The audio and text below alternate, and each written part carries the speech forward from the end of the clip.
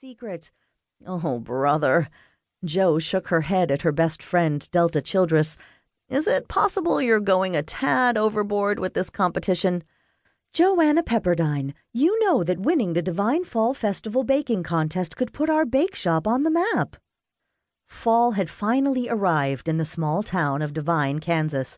It was Jo's first year as a resident of the area, and she was looking forward to the change in the seasons. Having lived in New York City a good deal of her adult life, Jo was no longer accustomed to enjoying nature decked out in its finest.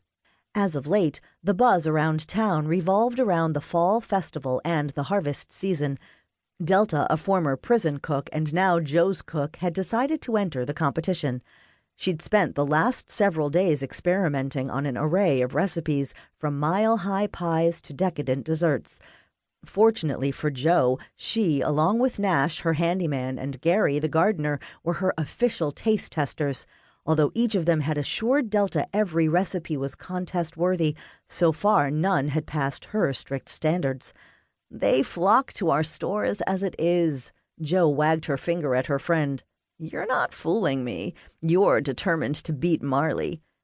Winning is an added bonus.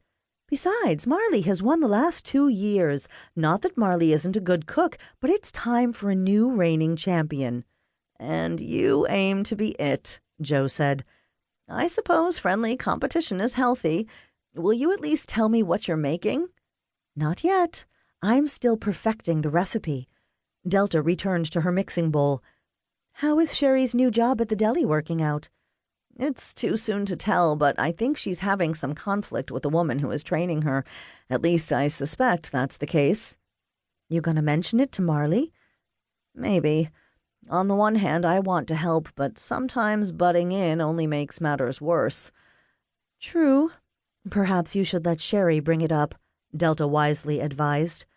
Jo offered to help Delta in the kitchen, but she declined, assuring her that her assistant for the day was taking a break and would be returning soon to start working on lunch, so Jo wandered into her office to handle some paperwork. The morning flew by until Tara, Jo's newest resident, appeared in the doorway, a brown bag in hand. Delta said you were working and thought you might want to eat your lunch in here. Thank you, Tara. Jo motioned her into the office and waited for her to set the bag of food on the desk. Are you enjoying life on the farm? It's okay. All of the other women are super nice. So far, I've helped Delta in the kitchen and Nash in the workshop. Tomorrow, Kelly will be training me in the mercantile. Is there something that would make life better than okay? No. Tara shifted her feet. It's just... Just what? Jo prompted. Well, it's kind of boring, being out here in the middle of nowhere. The young woman hurried on. I'm more of a city girl. I see. The country isn't for everyone. It wasn't meant as a complaint. Tara nervously clasped her hands. I didn't take it as such. Jo unfolded the top of the bag and reached inside. You know my door is always open if you need to talk. Thank you. I'll keep it in mind. Tara backed out of the office. I better get back to the kitchen. Tara left, and Jo ate her food while she continued working, her mind wandering to Sherry and the trainer's unhappy attitude. After finishing, Jo carried her leftovers into an empty kitchen. She could hear the echo of voices through the back door and found Tara and Delta inspecting one of the raspberry bushes. I'm on my way to pick up Sherry. When Jo reached the deli, she headed inside, where she spied Sherry filling the salt and pepper shakers. Hi, Sherry. I'm sorry if I'm late. You're right on time. Sherry gave Jo a small smile. I still have a few more minutes left before clocking out. I'll run back and say hello to Marley. Jo wandered to the kitchen where she found her friend buzzing back and forth. Hey, Jo. Marley stepped over to the pickup station. Sherry is somewhere around here. She's in the dining room. How did it go today?